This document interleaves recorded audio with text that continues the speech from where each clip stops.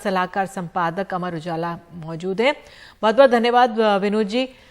आप इन नाराजगी को कैसे देख रहे हैं, क्योंकि उत्तर प्रदेश में पहली बार अगर माना जाए कि मंत्रीगण इस तरह से नाराजगी जाहिर करें और अपनी इस्तीफे की चिट्ठी जो है वो दिल्ली भेज दें, कैसे समझा जाए इसे, क्या कारण है इसके पीछे?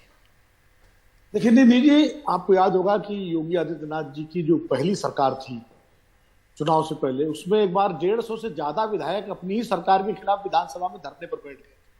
ये भी मतलब ये किसी सरकार के इतिहास में पहली बार हुआ होगा कि अपनी ही सरकार के खिलाफ 150 पौने 200 विधायक जो है वो धरने पर बैठ जाएं और रात भर धरने पर बैठे रहे विधानसभा सदन के अंदर। और खैर वो मामला निपट गया। उसके बाद जो है अब ये, क्योंकि उस समय तो विनोद जी उस समय वो मनोनीत मुख्यमंत्री थे, इस बार इतनी बहुमत के साथ चुन कर आए हैं और ऐसा, और तमाम उन्होंने अपने कार्य किए हैं जिसमें किसी की भी आवाज नहीं सामने उठी, तो उस लिहाज से समझा जा रहा था कि कोई बोलेगा नहीं। तो अगर किसी ने मंत्रीगण ने आवाज उठाने की ये बात सामने रखी है, कैसे आप इसे देख रहे हैं? देखिए, जब ये स्थिति बन जाती है कि कोई बोलेगा नहीं तभी आवाज उठती है।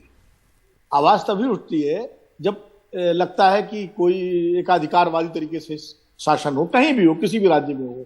लेकिन उत्तर प्रदेश की एक खास स्थिति यह है कि उत्तर प्रदेश में पिछली सरकार के जमाने से, पिछली सरकार से मेरा मतलब योगी जी की पिछली सरकार, जो पिछला कार्य, आपने सही कहा कि उस वक्त वो नामित मुख्यमंत्री थे और उनका नाम भी कहीं चल रहा था, फिर अचानक उनको बनाया गया था। इस बार तो वो बाकायदा प्रोजेक्टेड मुख्यमंत्री थे और विधानसभा चुनाव में उनके नाम पर चुनाव लड़ा गया और पार्टी दोबारा जीत के आई। वो पुराना 37 साल का रिकॉर्ड जो है उन्होंने दोबारा बराबर किया। जो कांग्रेस के समय एनडी तिवारी दोबारा जीत के आए थे, इस बार ये बीजेपी जीत के आई।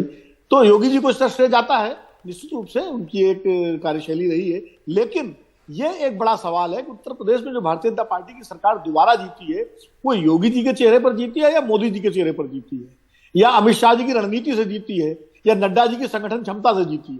दरअसल सारा जो क्या कहते हैं समस्या का जो जड़ है वो यही है, जो वफादारी का सवाल है। बहुत सारे विधायक, बहुत सारे पार्टी के नेता, उनकी सीधी वफादारी केंद्रीय नेतृत्व के प्रति है।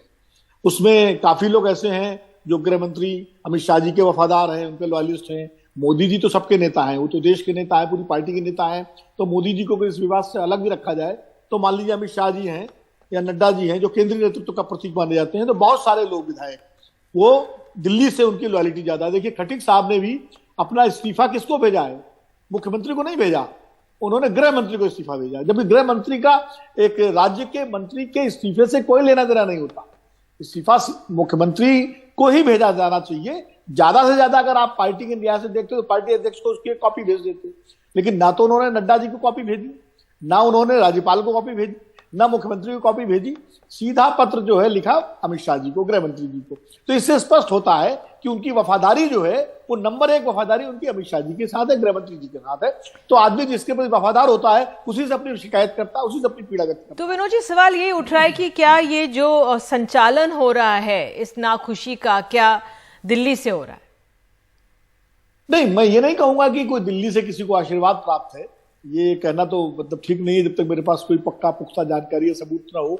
लेकिन इतना जरूर है कि जो वफादारियों का जो अंतर्द्वंद है, जो विरोधाभास है, वो कई बार इस तरह की स्थितियों को जन्म देता है। जैसे जितिन प्रसाद जी हैं, अब जितिन प्रसाद जी की ज्वाइनिंग जो हुई वो दिल्ली में हुई, और आपको याद होगा उनकी ज्वाइनिंग के समय पीयूष गोयल जी ने उनकी ज्वाइनिंग कराई थी, जो केंद्रीय मंत्री हैं।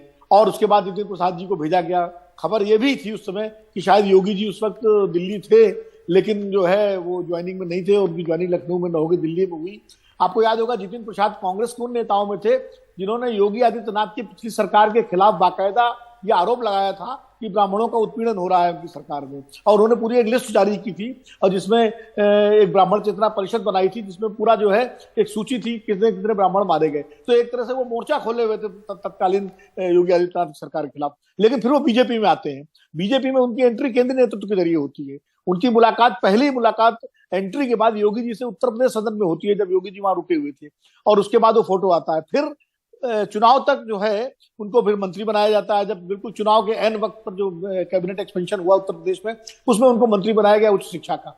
तो वो भी कहावत यह है कि शायद मुख्यमंत्री की अनिच्छा के बावजूद उनको मंत्री बनाया गया केंद्रीय नेतृत्व के उसमें कहने पर। और लेकिन इस बार विनोद जी, आज स्थानीय स्थानीय अखबारों में आज ये छपा है कि योगी जी ने अपने मंत्रियों को कहा है कि आप कार्य कीजिए, लेकिन जो आंखें मूंद करके कार्य ना कीजिए, जो आपके आसपास लोग जो आपके करीबी काम करते हैं कहीं वो कुछ ना करें। तो मुख्यमंत्री का जो रुख है वो क्या लग रहा है?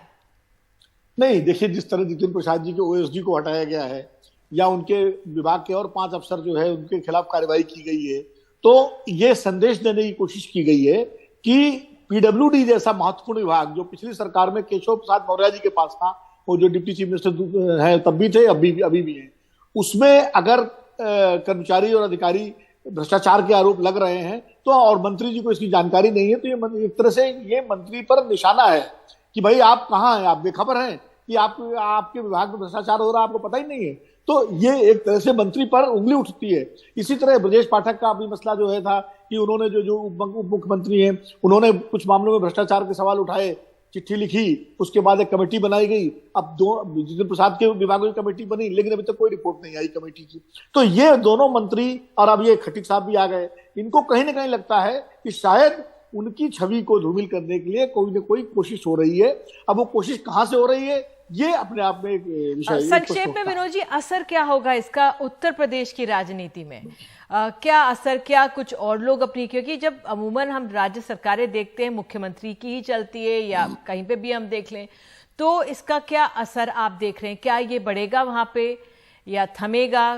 क्या आंकलन? देखिए असर तो ये इसलिए जो है होगा इसका कि जो तीनों मंत्री हैं, 3 में से 2 तो बड़े कद्दावर मंत्री हैं, खास करके ब्रजेश पाठक और जितिन प्रसाद जी, और दूसरे खट्टिक साहब राज्य मंत्री हैं, वो दलित हैं, तो इसलिए जो है उनका भी एक मुद्दा है। अभी हो सकता है कुछ और मंत्री भी इस तरह की शिकायत करें, क्योंकि केंद्रीय नेतृत्व और मुख्यमंत्री जी के बीच में बहुत कुछ सामान्य और सहज नहीं है। जैसे डीजीपी को एकदम से बदला गया, हटाया गया, जो इसके पहले सिंगल से जो है उनके बारे में कहा जाता था उनकी नियुक्ति भी केंद्र के दबाव में हुई थी, मुख्यमंत्री जो है वो शायद सहमत नहीं थे उनकी नियुक्ति को लेके, उनको एकदम से हटाया गया। तो ये इस तरह की जो खींचतान है, तनातनी है, ये जो दिखाई पड़ रही है, मुझे लगता है कि ये थोड़ा सा कामकाज को तो प्रभावित करेगी। और सबसे बड़ी बात निधि जी है कि जब विपक्ष कमजोर होता है तो सत्ता पक्ष में इस तरह के झगड़े और बढ़ते हैं, क्योंकि फिर चुनौती बाहर नहीं होती, चुनौती अपने भीतर से शुरू हो जाती है। तो अभी सत्ता के बंटवारे को लेकर के, कामकाज के बंटवारे को लेकर के बहुत सारे मुद्दे ऐसे हैं। फिर केंद्रीय नेतृत्व भी ऐसे मामलों में अपना कुछ ना कुछ उसका हस्तक्षेप रहता है। मैं आपको छोटी सी बात बता दूं, कल्याण सिंह जब मुख्यमंत्री थे तब भी इस तरह विधायक और मंत्री नाराज होकर के अटल जी प्रधानमंत्री के पास जाते थे।